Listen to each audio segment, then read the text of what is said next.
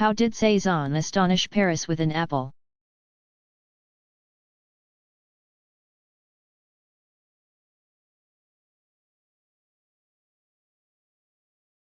Paul Cézanne, 1839 to 1906, is considered one of the most significant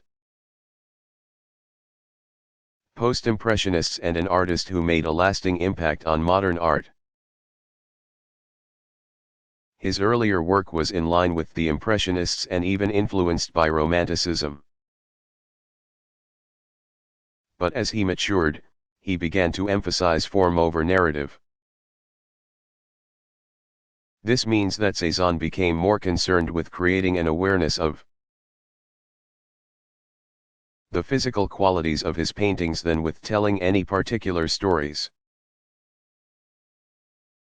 Cézanne's still lives, such as Still Life with Apples, c. 1875 to 1876, use color, rather than outline, to create form. He didn't always use a brush, but often applied paint to the canvas directly with his palette knife. Cézanne wanted to push the boundaries of art, wanted to make an impression. To astonish Paris with an apple, as he said. The apples in Still Life with Apples are an arrangement. Much like the undefined smudges of Whistler's Nocturne in black and gold. Brightly colored against a darker background. The apples have a life of their own and engage the viewer by bobbing in an abstract, gravity-free space. Cézanne's apples are not mere fruit, but are painted forms that morph the still life into an association of structures built by color, rather than subject.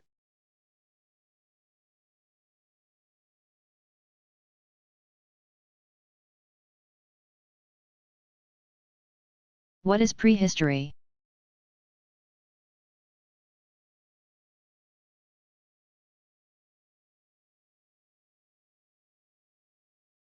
Prehistory is the period of human history that preceded the invention of writing.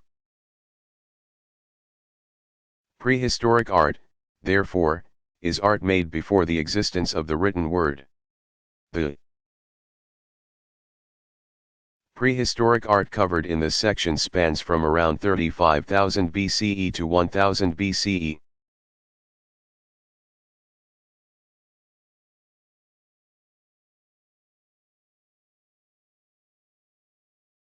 Who was Jan van Eyck?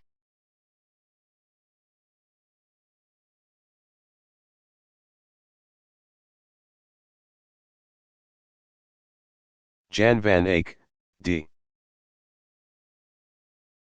1441, was one of the most significant painters of the 15th century.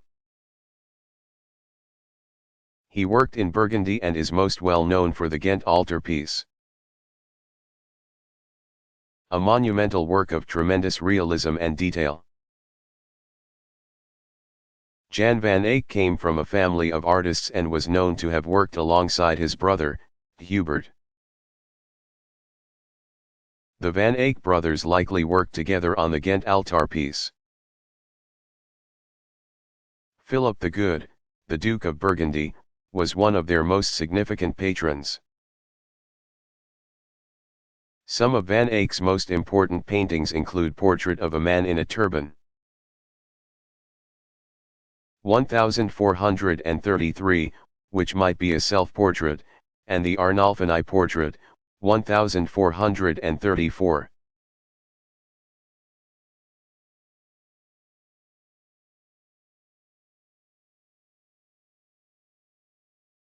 Why was Joseph Albers interested in the square?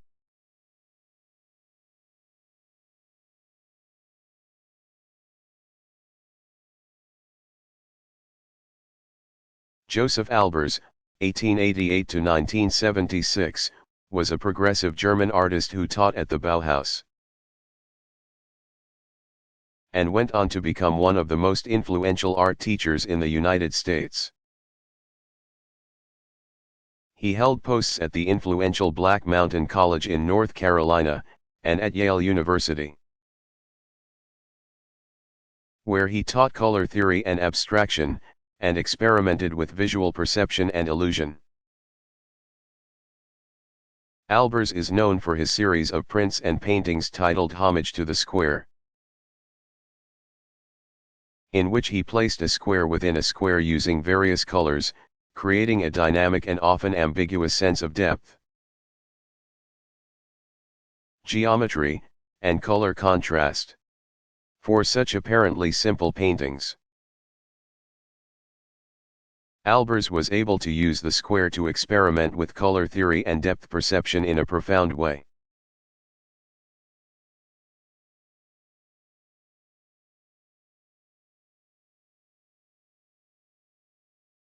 Why did Romans hire Etruscan artists?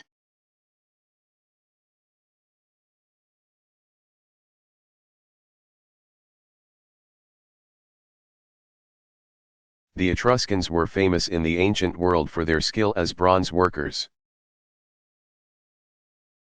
and Etruscan artists were sought after to make bronze sculptures for the Romans after the Roman conquest of Etruria. Etruscan artists often made small funerary or domestic objects, and were also skilled at making portrait sculpture.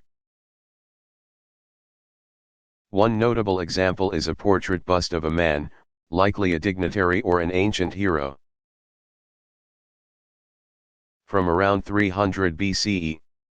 The man's eyes, made of painted ivory, communicate a solemn nobility, and the hair and facial features are finely detailed.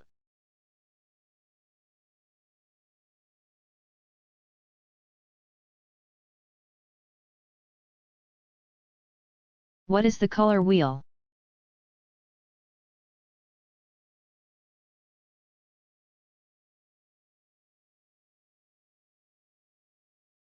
The color wheel is a system of organizing identifiable hues in a way that helps artists understand the relationship between colors. The color wheel is shaped like a ring, and is made up of 12 hues. Primary, secondary, and tertiary colors are identified on the wheel. Colors placed on directly opposite sides of the wheel are considered complementary. According to the color wheel, yellow and violet are complementary colors. Artists use complementary colors to create vivid, aesthetically powerful images.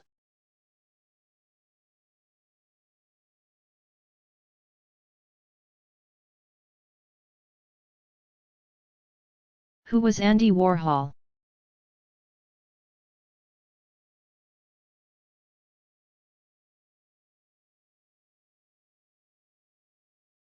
Andy Warhol, 1928 to 1987, was an iconic artist celebrity whose pop art images of camels, soup cans and film celebrities continue to be highly recognizable and immensely valuable. Popularly known for his bleach blonde hair, dark sunglasses, and turtleneck sweaters, Andy Warhol was interested in stripping mass media images of their symbolic value, thus rendering them anew. Born in Pittsburgh, Pennsylvania, Warhol studied at the Carnegie Institute and moved to New York City in 1949, where he began a career in commercial art. He also worked in painting, printmaking, sculpture, and film. Warhol's New York studio, dubbed The Factory, was where Warhol and his team of assistants used silk screen machines to mass-produce images. His goal was to mechanically produce familiar images until they no longer held any meaning. Like saying the same word over and over until it sounds like nonsense. This explains paintings such as Fragile Handle with Care, which depicts the word fragile repeatedly, until the words become nearly abstract. Similarly, Warhol made an 8-hour-long film of the Empire State Building. Created using a single, drawn-out shot. Warhol's work dominated the 1960s art and fashion scene. And he continued to push boundaries into the 1980s, with celebrity portraits and continued exploitation of celebrity.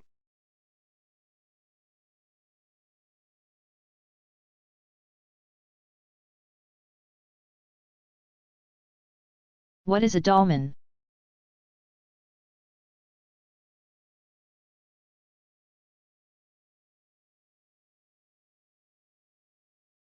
In Celtic, dole means table. A dolmen is a tomb made of 3 enormous stones known as megaliths. 2 vertical megaliths support a third megalith, which rests flat like a tabletop, essentially mirroring the post and lintel system. Dolmens are usually built into a mound of earth, forming an interior burial chamber big enough to hold a single body. Dolmens were later used as passage entryways into larger structures.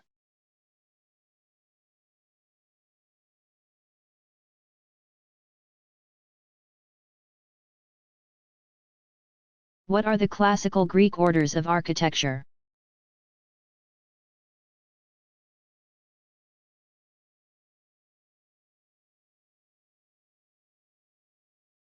Greek architects followed fairly strict conventions when designing temples in an attempt to produce a balanced and unified look, an aesthetic valued by the Greeks. The 3 main orders, or patterns of temple building design are Doric, Ionic, and Corinthian. Referred to as the classical Greek orders of architecture. These systems of proportion and style made a profound impact on the history of architecture and continue to be incorporated into building design to this day.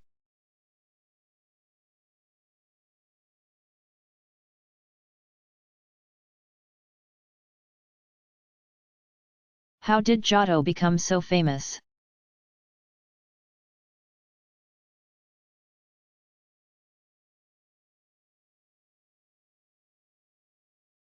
Giotto was a 13th century celebrity. Discovered by master artist Cimabue drawing sheep while tending to his flock. As the story goes, he eventually achieved star power not seen by any artist before him. He was written about by Giorgio Vasari, discussed at length by the artist-writer, Cennino Cennini, and mentioned by Leonardo da Vinci as one of the most important artists who came before him. Vasari explained what made Giotto famous. He set art upon the path that may be called the true one. As quoted in Stockstad, Art History, p. 608. Vasari went on to explain that it was Giotto who made the biggest visual breakthroughs in depicting a realistic sense of three-dimensional space in his painting. Giotto's masterpiece is the fresco series he painted inside the Arena Chapel in Padua, Italy. Made for the Scrovegni family and completed around 1305, the frescoes cover the barrel-vaulted chapel walls in deep lapis blue, and are dotted with stars and discs featuring the portraits of saints. Giotto paints a narrative by dividing the wall up into quadrants, each telling a different part of the story of the life of Christ and the Virgin Mary. Each scene has a sense of depth and the figures are realistically modeled by using dark shades for shadow, and whiter shades for highlights. The largest fresco in the series is the Last Judgment, at the west wall of the chapel. In the Last Judgment, Christ raises his hand in blessing. The saved are grouped on Christ's right side and the damned descend to hell on the left. The patron, Enrico Scrovingi, is shown offering his family chapel to Christ in an attempt to cleanse his sins. The Renaissance artist Lorenzo Ghiberti said the Arena Chapel was one of the glories of the earth. Quoted in Art Past Art Present 241.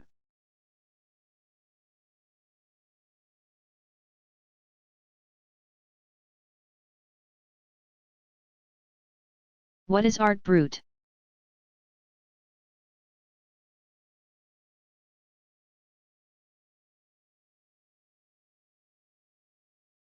Art brut, meaning raw art, is a term coined by French painter Jean Dubuffet. 1901 to 1985, in 1945 to describe outsider art, or, art made by individuals without academic training. Including the art of children, criminals, and the mentally ill. Along with surrealist André Breton and art critic Michel Tapie. Dubuffet founded the company de l'Art Brut, which collected art brut created by Swiss mental patients. This collection grew to over 2,000 works and was later donated by Dubuffet to the Swiss city of Lausanne. In 1971, Dubuffet, whose own art was greatly inspired by outsider art, was interested in spontaneity, originality, and freedom from the social constraints of art production.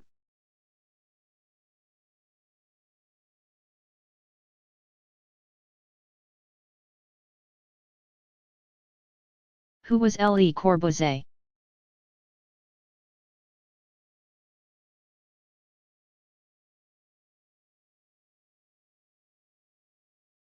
Le Corbusier, 1887 to 1965, was an architect and designer whose real name was Charles-Édouard Jeanneret. He was also a painter and writer, publishing Towards a New Architecture. In 1923, Le Corbusier's approach to architecture can be explained in his statement that a house is a machine for living, quoted in Arneson 561. He is known for early home designs and later urban renewal projects. One of his earliest and most famous home designs is the Villa Savoy. Built between 1928 and 1930 in Poissy, France. The rectangular plan of the house allows for long, expansive windows that help to bring the outside in. Raised on pillars, the Villa Savoy is an early attempt to design a domestic space around the use of an automobile, which could be driven and parked under the house. For his urban projects, Le Corbusier believed that architecture could serve as a solution to poverty. He envisioned a total city, in which uniform architectural design would create an ideal living environment. Between 1947 and 1952, he designed the Unité de Habitation in Marseilles, France, with concrete as a primary building material. The project included duplex apartments along with shops, restaurants, and rooftop park space, a complete community.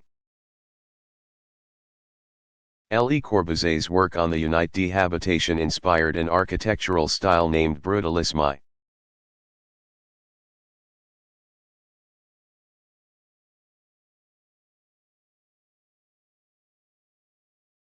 What is the difference between engraving and etching?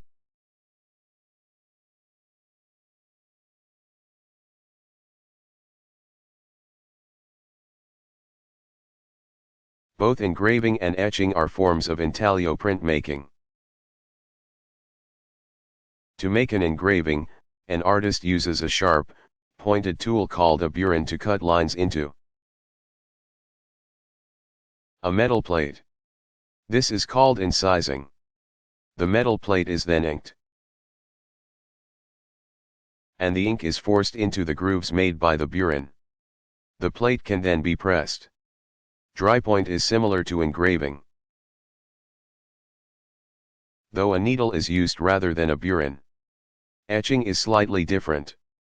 To make an etching, an artist covers a metal plate with an acid-resistant layer of ground. Rather than carve directly into the plate, the artist draws into the ground, revealing small areas of exposed metal underneath. The plate is then submerged into an acid bath. The acid eats away at the exposed metal, creating grooved lines in the shape of the drawn image. The longer the plate remains in the acid, the deeper the grooves will be and the more ink they will hold. Now that the metal plate bears the artist's image, it can be pressed and the image can be transferred to paper. Aquatint is a form of etching that allows the artist to create different areas of tone or value. Developed in the 18th century. Aquatint involves heating a layer of rosin on a metal plate before placing it in the acid bath. Acid-resistant varnish is used to create areas of white on the final printed image.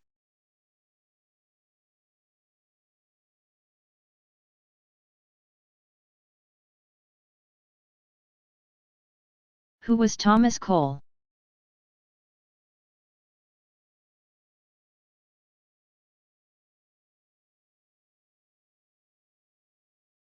Thomas Cole, 1801 to 1848, was an American painter who emigrated from England and was celebrated for his early portraits and later landscapes. His work helped to establish an American landscape tradition known as the Hudson River School. One of Cole's most recognizable paintings is the Oxbow, 1836, which depicts a dramatic view of the Connecticut River from the top of Mount Holyoke in Massachusetts, either just before or just after a storm. Although the painting represents an actual location, Cole manipulated the landscape to add drama to the scene. He was known to sketch a landscape and then not paint the scenes for months so as to free himself from the constraints of realism.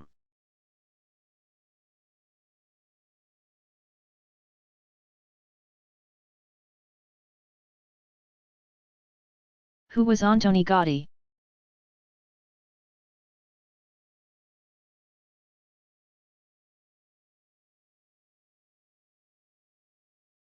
Antoni Gaudí, 1853 to 1926, was a Spanish architect whose fantastical style reflected the Art Nouveau aesthetic, and is most closely associated with the Spanish movement called Modernismo. Gaudí was interested in developing a specifically Catalonian aesthetic within Spanish architecture, and his greatest works were constructed in the Catalonian city of Barcelona. Catalonia is a region in Spain and its people have a distinctive culture and language. Gaudí's buildings are highly decorative, fluid, and imaginative, often with bright colors and glittering mosaic elements. For example, his design for Park Güell, 1900 to 1914, includes a lizard-shaped fountain covered in mosaic tiles, seemingly lurching along a flight of stairs. Gaudi's masterpiece is the perpetually unfinished Sagrada Familia Cathedral complex. His first large commission. His unique design was inspired by Moorish architecture and features 8 rounded stone spires. Gaudi's highly individual architectural style is considered by some to be a precursor to Surrealism and went on to inspire early 20th century Expressionist architecture.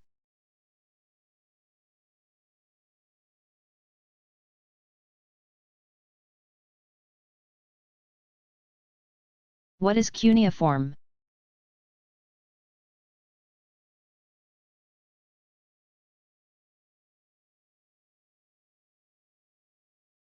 Cuneiform is the first system of written language, invented by the Sumerians around 3100 B.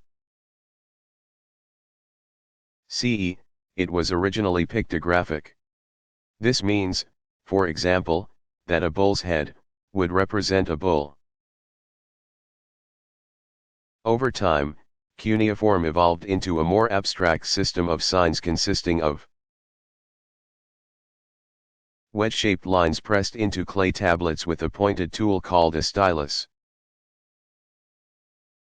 Cuneiform was used to keep track of business records in cities like Uruk, in modern-day Iraq.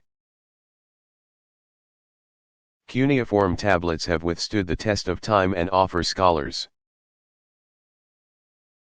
a wonderful window into the culture of the ancient Near East.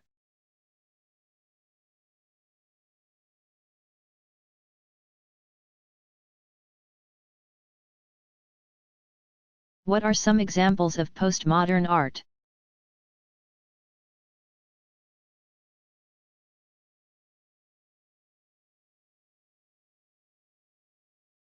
Many postmodern art movements are described as neo-movements because they respond to earlier modern styles or approaches. Here is a sampling. Neo-expressionism. Neo-expressionism is primarily focused on painting. Though 252 some sculpture is considered neo-expressionist, and first began in Germany in the late 1970s and early 1980s. Neo-expressionist paintings are usually vibrant, sometimes figurative, but often raw and self-aware. Neo-expressionist artists include Anselm Kiefer, 1945, from Germany, and the American Julian Schnabel, 1951, whose large, brash paintings have been highly financially successful. Neo-Geo. Neo-geometric conceptualism, or Neo-Geo, developed in New York City in the mid-1980s and is characterized by postmodern appropriation and a strong sense of irony. Artists associated with Neo-Geo include Peter Halley, 1953, and Ross Blecker, 1949, who brought new symbolic meaning to familiar modernist forms. Artists such as Ashley Bickerton, 1959, and Jeff Koons, 1955, are Neo-Geo artists more interested in consumer culture. And their art is sometimes also categorized as post-pop. Neopop. Neopop is another term for post-pop, an art movement that developed under the influence of pop art in the 1980s. Neopop artists include Haim Steinbach, 1944, Alan McCollum, 1949. Jeff Koons, 1955, Ashley Bickerton, 1959, and Takashi Murakami, 1961. Neopop artists frequently use pre-existing, everyday objects,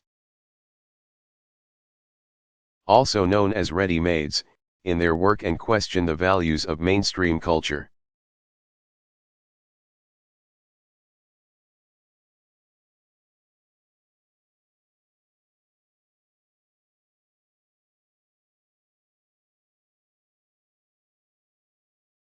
Who was Vermeer?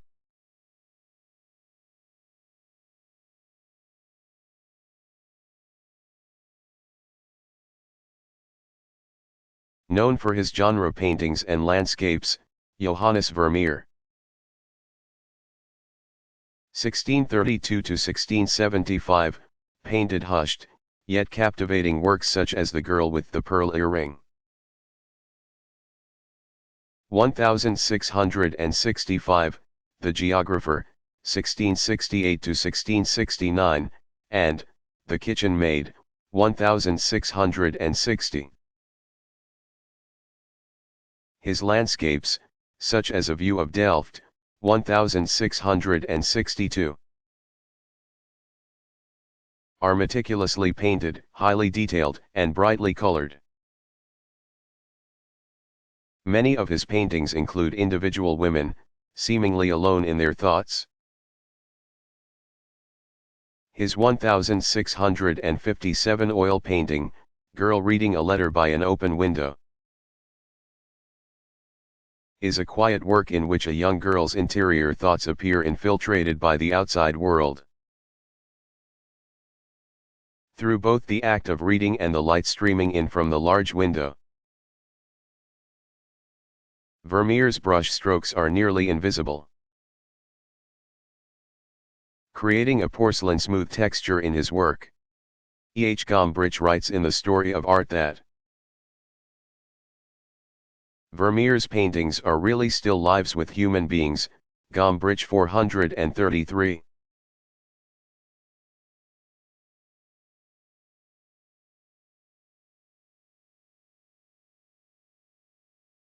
What is the Ananda Temple?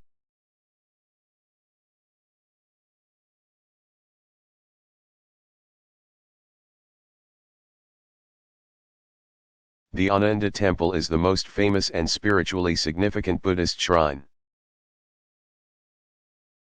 in Burma and was built in the early 12th century by the leader Kyanzitta during the pagan period, which lasted from the 11th to 14th centuries. The temple is notable for its cruciform shape and tall central spire, which is 165 feet high. The temple is decorated with additional small spires, spikes, and 4 large sculptures of the Buddha, each reaching a height of approximately 35 feet. The lavish ornamental architecture of the Ananda Temple reflects the flourishing of Buddhism in Burma at the time of its construction.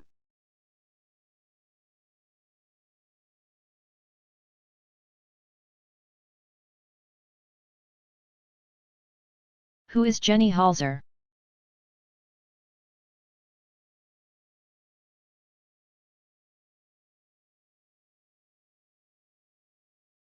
Jenny Halser, 1950, is a conceptual artist known for text-based installations and public displays. Her earliest work was Truisms, 1977 to 1979, which consisted of anonymous posters hung up around New York City with one-line phrases such as "Protect me from what I want." Abuse of power comes as no surprise, and expiring for love is beautiful but stupid. Along with displaying these truisms on posters, Halser carved words into public benches, created T-shirts, hats, and more. Later in her career, she began to work with LED, light-emitting diode displays, which has garnered her much critical and popular success. For example, she created a 65-foot wide permanent LED display in the lobby of 7 World Trade Center in which text slowly scrolls. Halser writes many of her own texts, and during her later career she began to appropriate language from international poets as well as text from unclassified U.S. documents. including interrogation transcripts from Abu Ghraib in Iraq. In this case, Halzer projects private words in a public space, emphasizing the difference between private and public communication.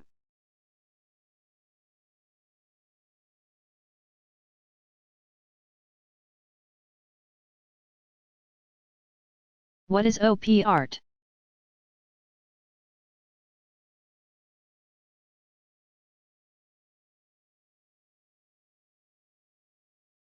The op in op art refers to optical illusion and op art paintings, such as Bridget Riley's Metamorphosis, 1964, are composed of precise, geometric abstractions. Op art paintings pulse with an energy created by a strategic alignment of color and form, creating a blurring afterimage. Similar to the experience of looking at a bright light for too long, or looking into a funhouse mirror. Hungarian artist Viktor Vásárhelyi, 1908–1997, was a pioneer of op art. His commercial paintings of zebras, and their repetitious black and white stripes, served as early optic experimentations, while works such as the black and white supernovae, 1959–1961, are dynamic and restless. Vásárhelyi linked these works to free-moving kinetic art by artists such as Alexander Calder.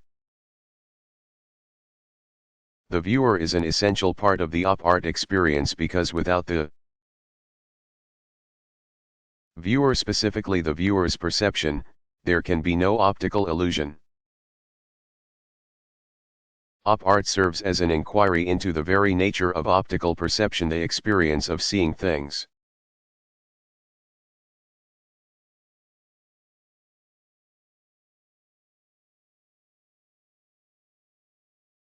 Why did the Egyptians build pyramids?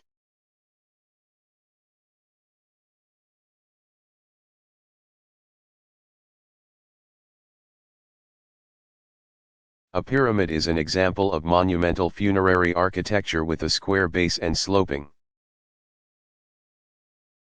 triangular sides. These massive, mountain-like buildings are the burial places of Egyptian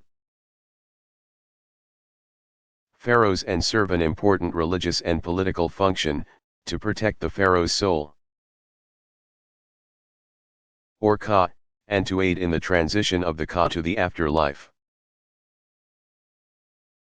One of the most famous of all pyramid sites is the Great Pyramids of Giza. The Great Pyramids of Giza, the tallest of which is 450 feet high, were built during the Old Kingdom, c. 2575 to 2150 BCE, and were intended for the rulers of the 4th dynasty, Menkaure, Khafra, and Khufu. They were built of granite and limestone and memorialize these rulers as divine beings.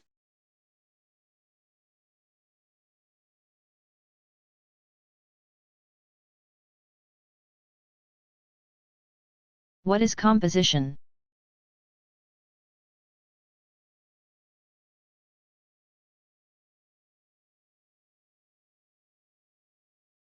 The term composition refers to the arrangement of forms in a work of art. When art historians analyze the composition of a work of art, they are often interested in balance. The repetition of shapes, the use of perspective, and any sense of depth in the work.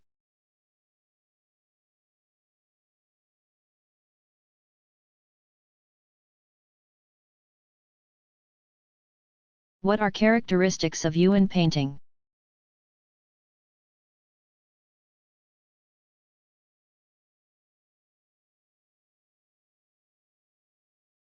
The Yuan dynasty began with the rule of Kublai Khan, the grandson of Genghis Khan, who ruled until 1294. Mongolian power remained in China until 1368 and The effect of Mongolian culture on Chinese art continues to be debated.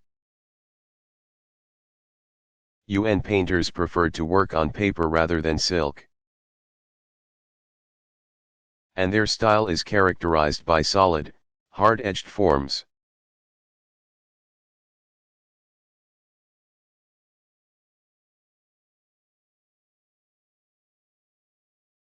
What is the Great Serpent Mound?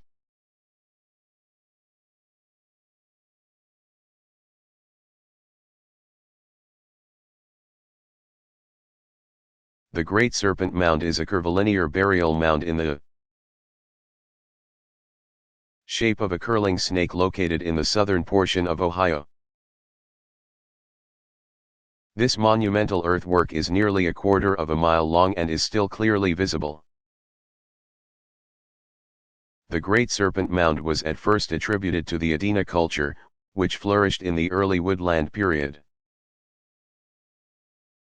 C 300 B.C.E-1000 CE, and was known for building monumental mounds used for burial.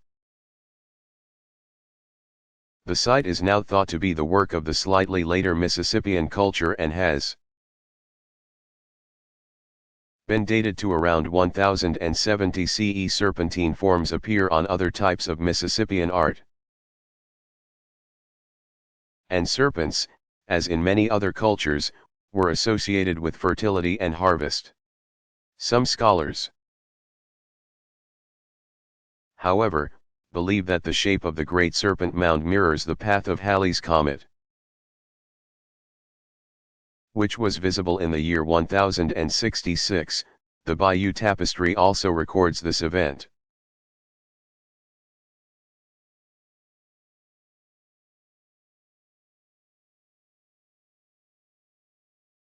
What is conceptual art?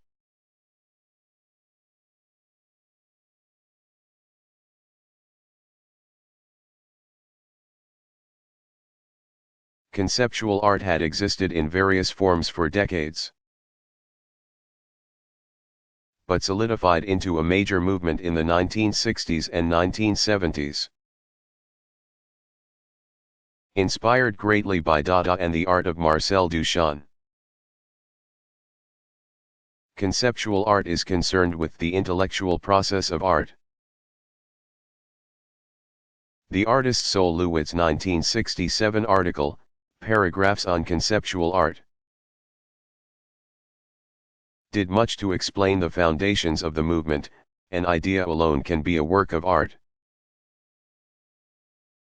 Conceptual art is extremely diverse and a large number of international artists are associated with it.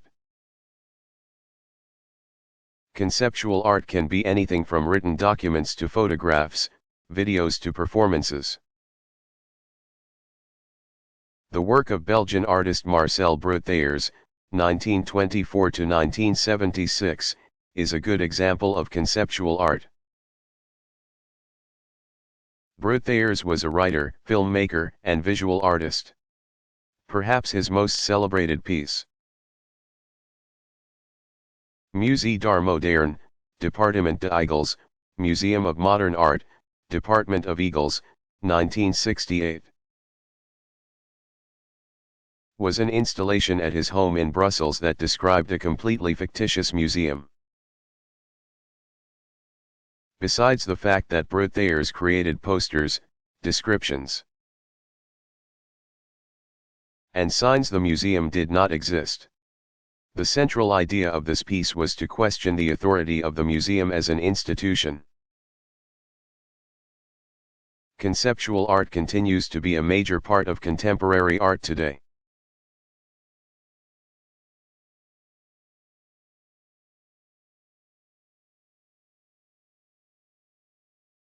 What is a miniature painting?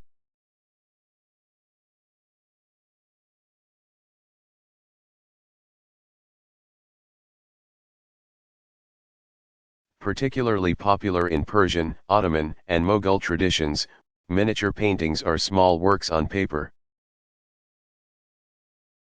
Whether book illustrations or separate paintings kept in albums, known as a muriksa. Miniature paintings were not framed and not displayed on walls, but were meant to be held in one's hands. Miniature painting required years of training and apprenticeship to create. One of the most important centers of miniature painting was the Royal Herat School in Afghanistan, where students were instructed on painting and calligraphy. During the early 16th century, the school was moved to Tabriz, Iran. Miniature painters sat on the ground with one knee bent to support the painting board. Multiple layers of colors derived from pigments were applied, including gold, and then the painting was burnished.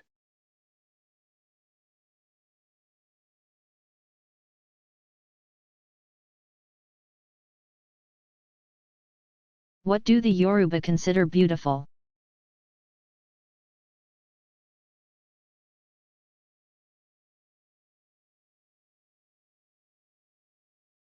To make a beautiful work of art in the Yoruba tradition is a complex task, with many aesthetic requirements and a long tradition of art criticism. The Yoruba are known for their multifaceted approach to beauty, in which morality of the artist affects the aesthetic value of the work they create. They value both the inner and exterior concept of self. And at the core of this value is the idea of iwa, which means, character is beauty or, nature is beauty. The work of art itself, for example a figurative sculpture, must also possess specific qualities, including the following: balance between realism and abstraction. For example, a sculpture should not be too real, nor too abstract, clearly defined linear forms smooth, delicate surfaces, and slightly rounded features pleasing. Proportion and dignified symmetry, youthful liveliness balanced with calm maturity. An example of the Yoruba aesthetic can be seen in a 13-inch copper sculpture from the 13th to 14th centuries. This sculpture depicts a stoic, seated male figure, and though it is now damaged, the figure's forearms are missing and there is some damage in the legs. The work displays skillful naturalism, individualized detail, smooth features, and appropriate size and proportion. It is possible that the seated figure was ritualistically adorned with the clothes and ornaments of a Yoruba leader and is associated with Yoruba themes of honor and respect. Yoruba society remains one of the largest in Africa, with a population of about 35 million in Nigeria alone, as well as other African countries, the Caribbean, and the United States. The Yoruba aesthetic continues to be an important element in Yoruba art production and function, to this day.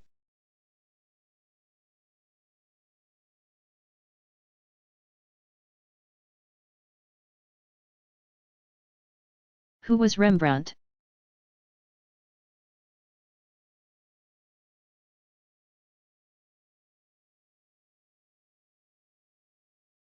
Rembrandt van Rijn, 1606–1669, was a Dutch painter known for his expressive paintings and prints,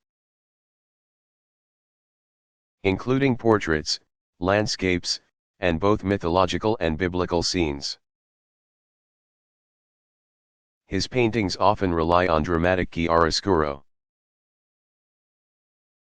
which highlights the faces of his figures against dark, sometimes nearly black, backgrounds. He is considered one of the most important artists of the 17th century. He worked in Amsterdam for mostly Protestant patrons, usually wealthy merchants who commissioned portraits. 17th century Amsterdam was an economic powerhouse and his paintings were in high demand as luxury items and financial investments. During his lifetime he achieved incredible wealth and success, only to lose it all in his later years. His changes in fortune are documented in his approximately 75 thoughtful self-portraits. Some of his notable works include The Night Watch, 1642, The Anatomy Lesson of Dr. Nikolai's Tulip, 1632, and Bathsheba at her bath, 1654.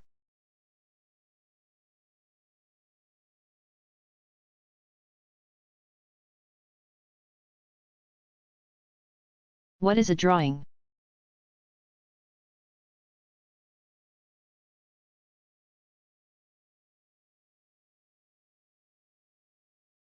Drawing is a form of graphic art often done in pencil, charcoal, crayon, or ink on paper. Usually, drawings are black and white and feature images composed of lines, however. The definition of a drawing is fairly flexible and has changed a great deal over time. During the early Renaissance, drawings were associated with the fragile media they were made on and were not considered completed works of art. Drawings were used as preparatory sketches and a way for an artist to share ideas with a patron. It wasn't until the later Renaissance that drawings started to stand on their own as works of art.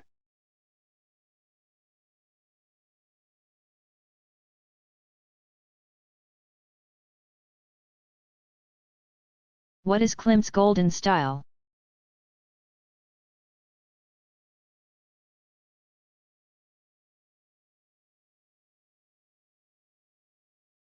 Gustav Klimt was an Austrian artist who was the first president of a group called the Vienna Secession. A group of artists that favored highly decorative styles aligned to Art Nouveau, and wanted to break from the conservative artistic traditions of the Austrian Academy. Klimt applied gold leaf to many of his works, the most famous being The Kiss. 1907 to 1908, which depicts two lovers in a vulnerable embrace.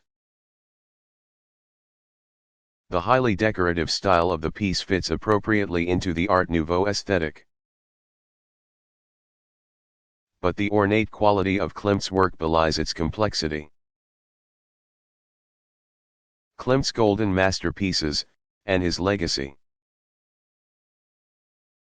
are still hotly debated by art critics and historians who argue about his impact on the history of art. But, in 2006, his silver and gold leafed oil painting, Portrait of Adele Bloch-Bauer I. 1907, sold for a reported $135 million, making it, temporarily, the most expensive painting ever sold.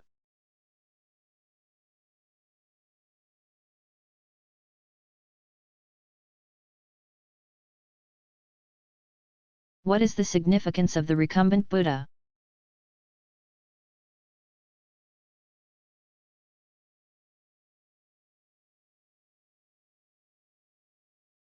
The Buddha is occasionally depicted reclining on his side with an arm tucked under his ear, while the other arm stretches the length of his body. This body positions indicates the parinirvana, or death of the Buddha. In the Southeast Asian tradition, also popular in China and Japan. In Sri Lanka, a 46-foot-long sculpture of the recumbent Buddha was carved from a single massive rock at a temple site known as Galvihara. Made sometime between the 11th and 12th centuries, this monumental representation of the Buddha's parinirvana shows the holy man surrounded by a smaller scale mourner, likely his cousin, Ananda. A small pillow, carved from stone, supports the Buddha's head, his face is round, and his thin robes appear to cling to his body in the traditional iconographic manner.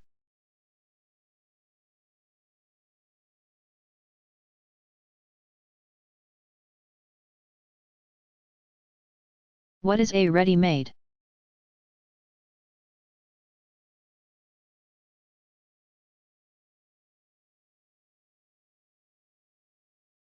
A ready-made is an artistic concept that describes an existing functional object that no longer serves its intended purpose and that is instead considered for only its aesthetic value. The best example of a ready-made is Marcel Duchamp's fountain. 1917, a porcelain urinal Duchamp signed as R.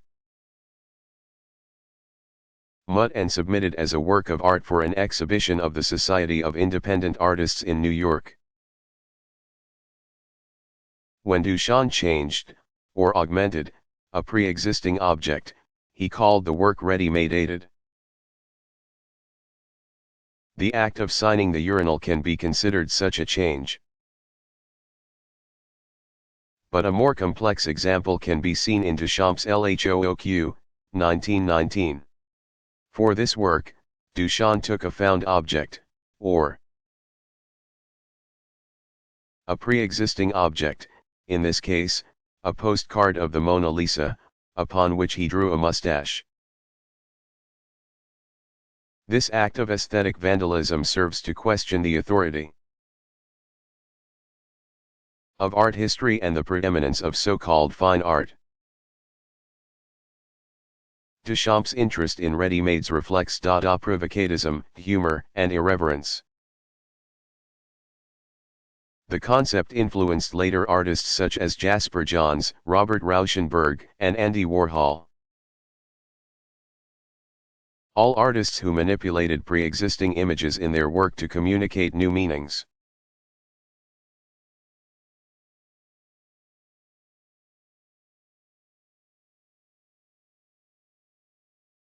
What is digital art?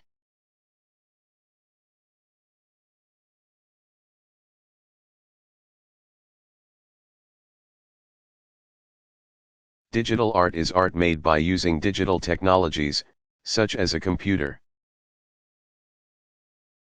Digital art is now more commonly referred to as new media art and can include two-dimensional images.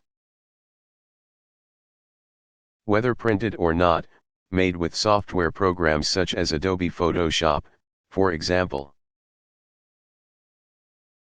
Three-dimensional works, or even multimedia works such as animations or videos made using computer software.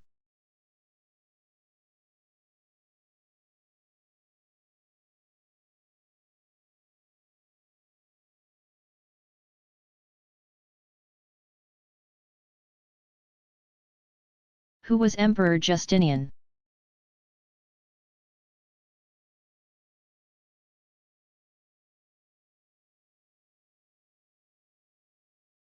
Emperor Justinian was one of the most powerful and important rulers of the early Byzantine Empire and was responsible for large-scale building projects. Centered in the city of Constantinople, and in Byzantine territories in Italy.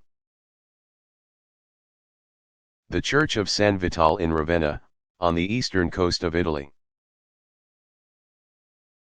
contains large mosaics dedicated to Justinian. Completed around 547 CE and placed in a central location in the church. Emperor Justinian and his attendants is one of the most impressive Byzantine mosaic from the period, and features realistically modeled figures composed against a golden background and framed within an abstract, geometric pattern of glass tile. The haloed figure of Justinian is in the center, flanked by his ecclesiastical personnel on his left. and both civil and military personnel on his right. The soldiers are grouped behind a large shield decorated with the Greek letters XP, representing Christ. The church officials on his right hold a jeweled cross and a gospel book. Wearing long purple robes that indicate his power, and visually align him with images of Christ. Justinian wears ornate crown jewels and carries a vessel containing bread for the Mass held in the church. Against the glittering gold background, it is as if the emperor and his attendants hover in a detached, spiritual realm. Emperor Justinian is clearly in charge of this far-flung Byzantine outpost. Even if he never actually visited Ravenna during his lifetime.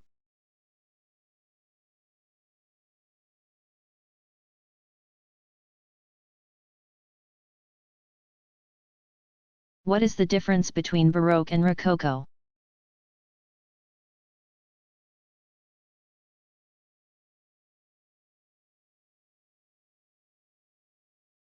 The difference between Baroque and Rococo art can be fairly confusing, and even art historians aren't exactly sure where to draw the line. Some even consider Rococo to be an ornate subcategory of Baroque. In general, Baroque is thought of as more rigid than Rococo. For example, compare the architectural style of Versailles with the Würzburg residence in southern Germany, which features gold-painted capitals and pastel-colored ceiling paintings. Rococo art is, overall, less religious than Baroque paintings, with a tendency towards images of parties, idealized landscapes, and romantic engagements. Whereas Baroque artists favored religious symbolism, biblical scenes, and monumental mythological paintings. Color choice is another way to tell the difference. Baroque paintings, in the manner of Caravaggio, emphasize chiaroscuro and bold, rich colors, while Rococo paintings are brightly illuminated and feature powdery pinks, light greens, and other pastels.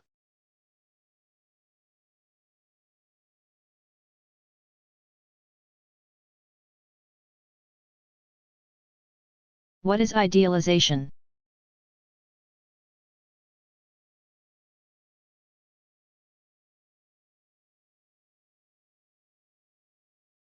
Idealization is the attempt to depict physical perfection in art. For example, classical Greek sculpture, which features immaculately carved human figures, is usually thought of as one of the first traditions of naturalism in art history.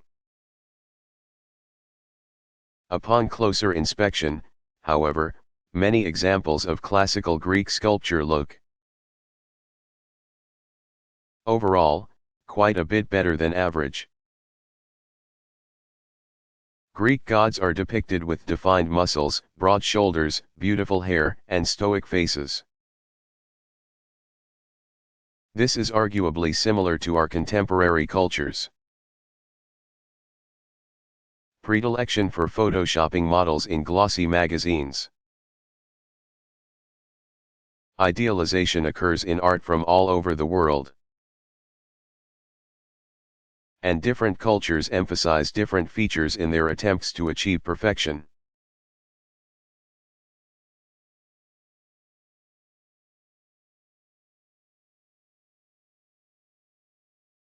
Why is medieval European painting so bad?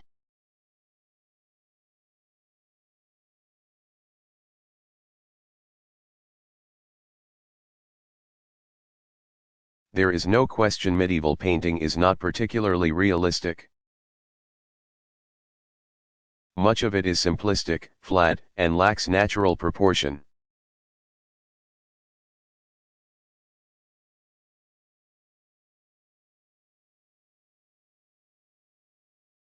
Why were Botticelli's paintings burned?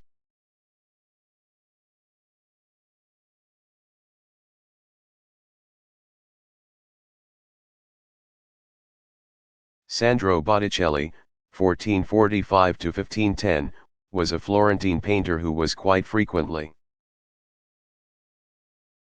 commissioned by the powerful Medici family, often to produce secular mythological paintings such as The Birth of Venus, 1484 to 86, and Primavera, 1482. Now one of his most famous works. The Birth of Venus depicts the classical goddess of love and beauty as she is being born out of sea foam. She floats to shore atop a large scallop shell, her hair blowing gently around her body, as she covers her nude body in modesty. She is propelled by the breath of the wind god, Zephyr, who holds his lover, Chloris, in his arms. Small, pink flowers float in the air. Venus is welcomed to shore by a follower who reaches out to cover her with a floral garment. This painting, like the rest of Botticelli's work, shows the artist's skill in using single-point perspective and using light to effectively model three-dimensional figures. It is also both erotic and secular. Things changed for Botticelli when a Dominican monk named Fra Girolamo Savonarola took power in Florence from 1494 to 1498. Savonarola gave powerful sermons in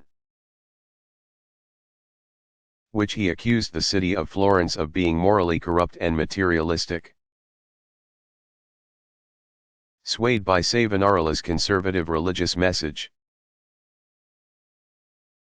Botticelli burned many of his own paintings, especially his earlier more secular works. Botticelli's later work has a decidedly more religious tone.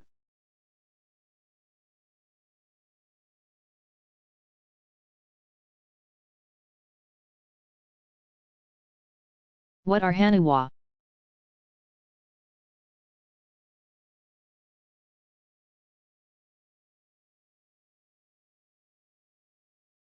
Hanuwa are figurative funerary markers made during the Kofun period in Japan, 300 to 710 C. E, developing over time from simple, cylindrical forms. These unglazed, clay works reflect a Japanese taste for simple, organic design. Never perfectly symmetrical, Hanuwa are purposefully irregular, though their exact function is unknown. Hanuwa may serve to connect the world of the dead with the world of the living.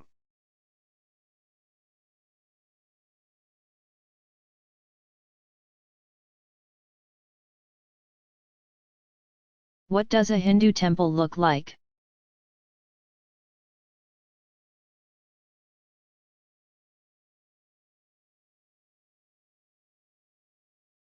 Hindu temples are one of the primary examples of Hindu architecture in India and Southeast Asia.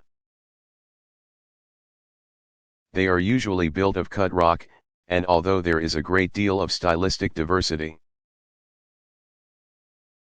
are generally placed within two categories, northern and southern style. Hindu temples are raised on a podium, somewhat like an Etruscan temple, called a plinth. Temples in the northern style feature a large tower in the shape of a beehive, called Shikhara, which means mountain peak. Atop the tower is a rounded form known as an amulika because of the similarly shaped umla fruit. These amalikas are used to decorate lower portions of the Shikhara as well. The halls of a northern-style temple have a series of halls called mandapas. which lead to the Garbhagriha, an inner sanctuary used to house a sacred image. The halls are themselves decorated with smaller, tower-like roofs. An example of a northern-style Hindu temple is the Kandharya Mahadeva temple in Khajuraho, India, which was built around 1000 CE. Southern-style Hindu temples feature a pyramid-like tiered tower called a vimana, and this is topped with a round capstone. The halls of a southern-style temple also lead to an inner chamber, but have flat roofs and pillared mandapas. An example of a southern-style Hindu temple is the Rudraeshvara temple in Tanjavur, India, which was built around 1010 CE.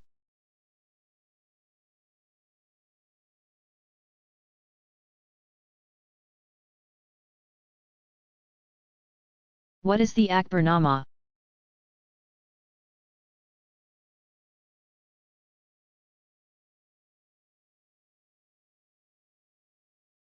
The Akbarnama, c. 1569 to 1590, was a series of 116 miniature paintings that document the life and successes of Akbar the Great. The Akbarnama is known for its exceptional detail and realism. Multiple artists worked to produce the work. Akbar the Great commissioned his friend Abul Fasil, 1551 to 1602, to write the biography. For the ruler's personal copy, the painter Baswan was charged with designing and drawing the illustrations, while Shatar Muni then provided the coloring.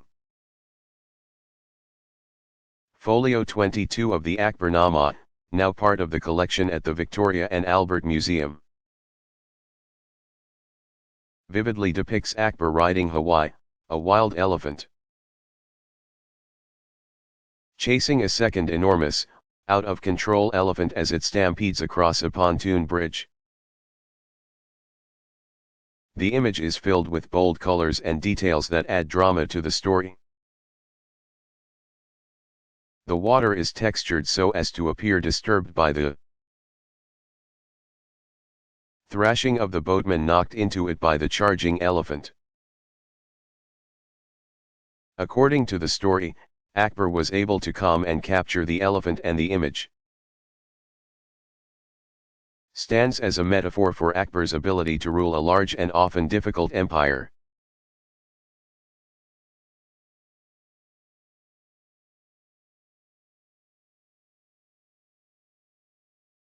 What is the Book of Doe?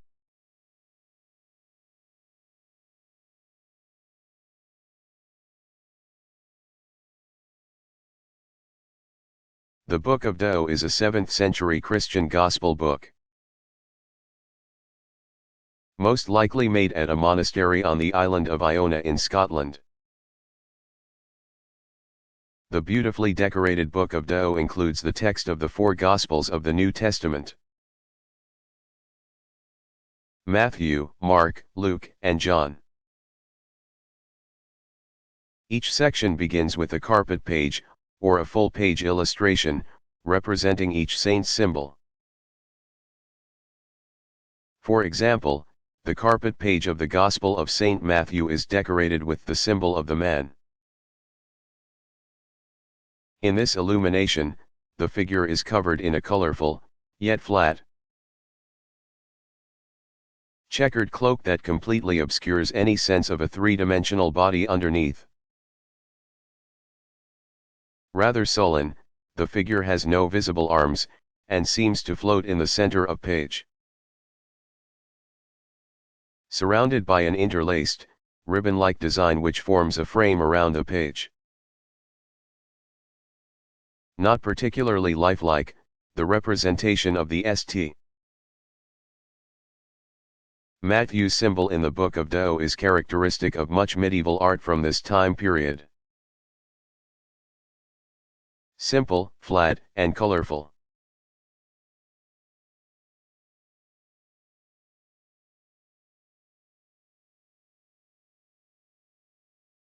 Why did the Romans copy Greek sculpture?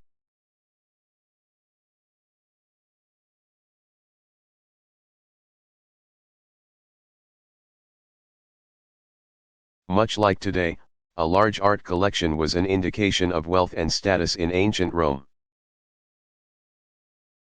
Greek art was held in high regard by the ever-expanding Romans who set about conquering the Mediterranean and coming home with art and treasure from across the land. Roman artists copied many marble and bronze statues in order to meet popular demand, usually working in marble. Not all Roman sculptures were exact copies, however. Roman sculptors adapted Greek sculpture and updated it to match the tastes of the Roman art-buying public. All in all, we are lucky the Romans did so much copying. Many original Greek bronzes were long ago melted down, to make things such as weapons and armor. And therefore much of our knowledge of Greek art comes from Roman copies.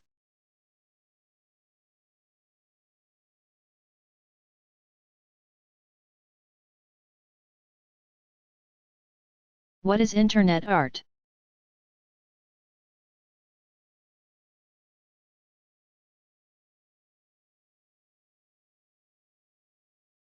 Artists continually mine new technologies for possible artistic media.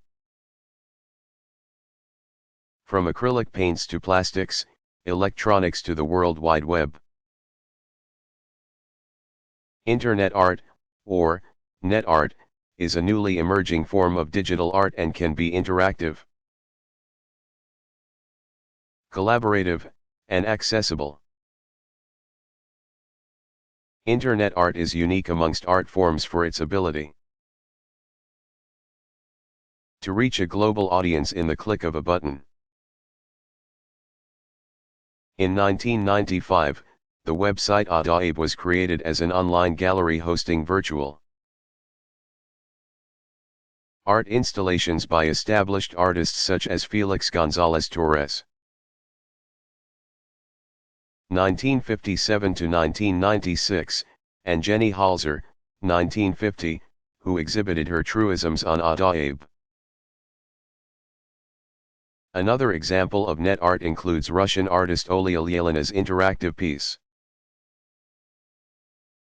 My Boyfriend Came Back from the War, 1996, which tells a story by allowing site visitors to click on different hypertext links and GIFs, digital images in graphics interchange format. Internet art continues to expand, with many museums and galleries launching art websites,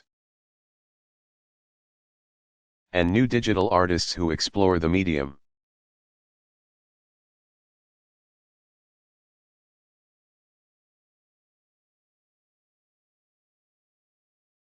What was the Indus Valley Civilization?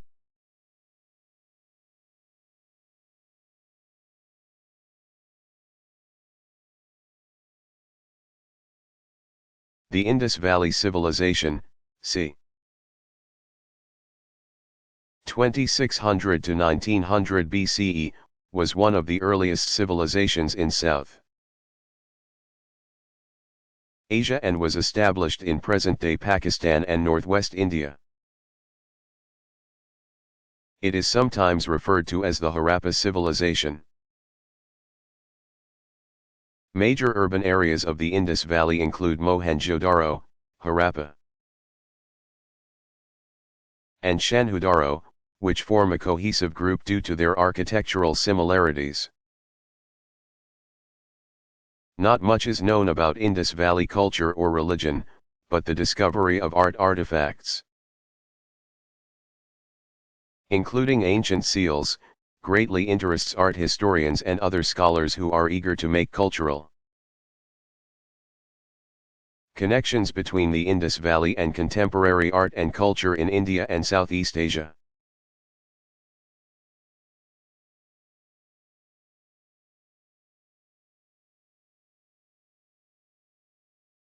What is Byzantine art?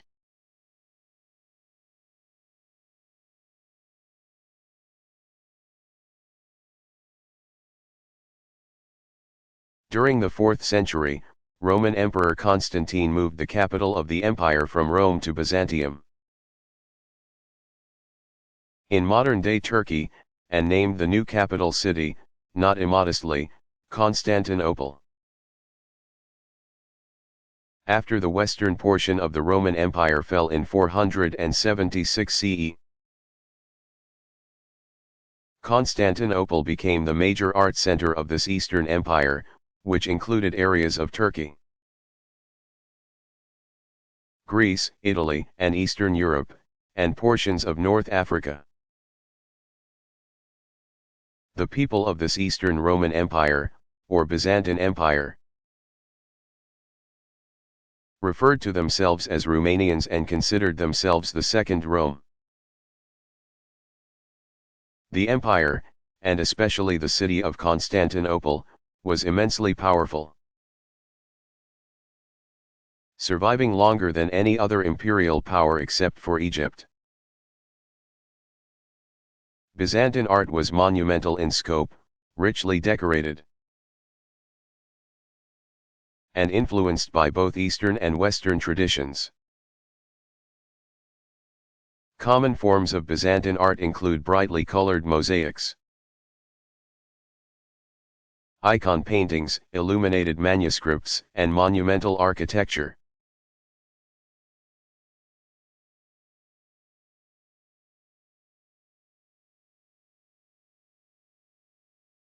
What is Precisionism?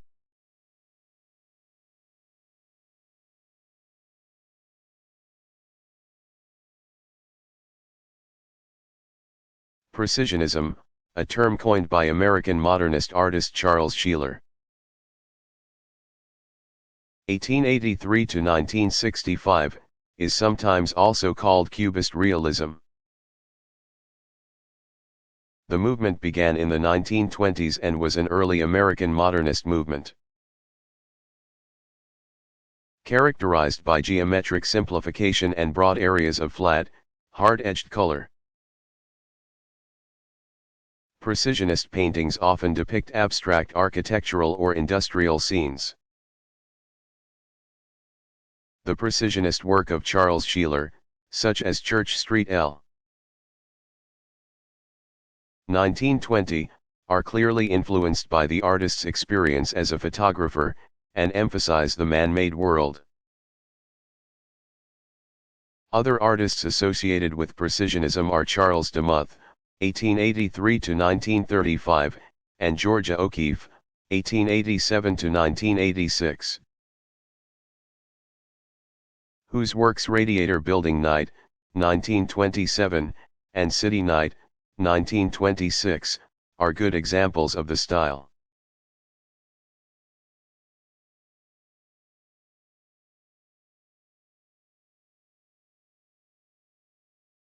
What is a tea ceremony?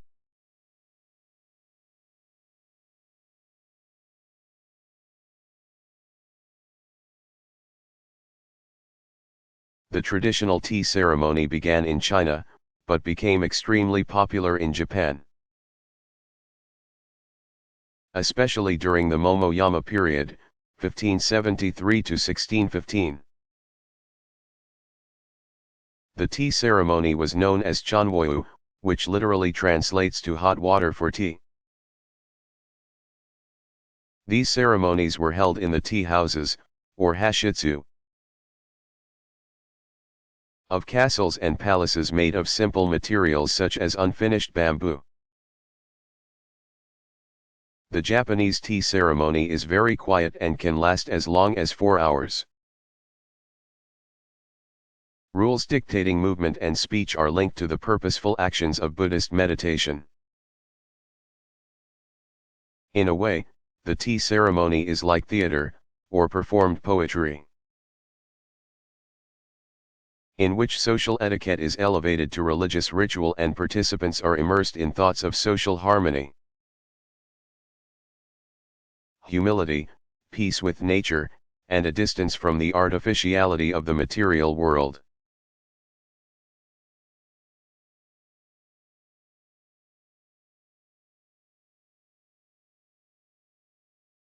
Why did Roy Lichtenstein paint comic book images?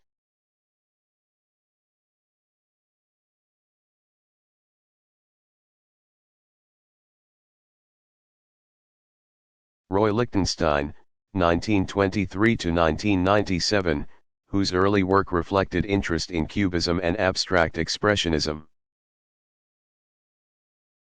began to make his comic book paintings in the 1960s. With paintings such as Wham! 1963, and Eddie Diptych, 1962.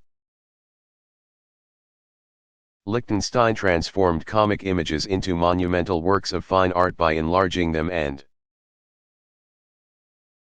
rendering them with the so-called Ben-Day dots used to print newspaper images.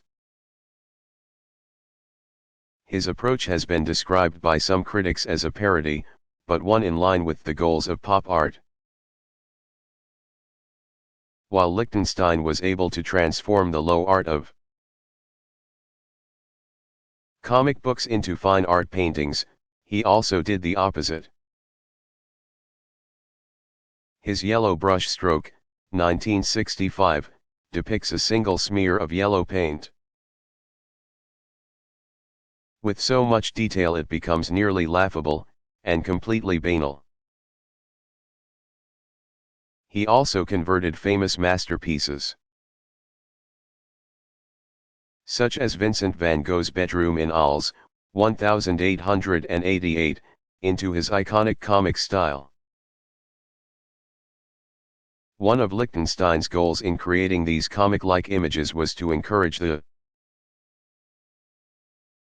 viewer to question the way supposedly realistic paintings accurately depict reality.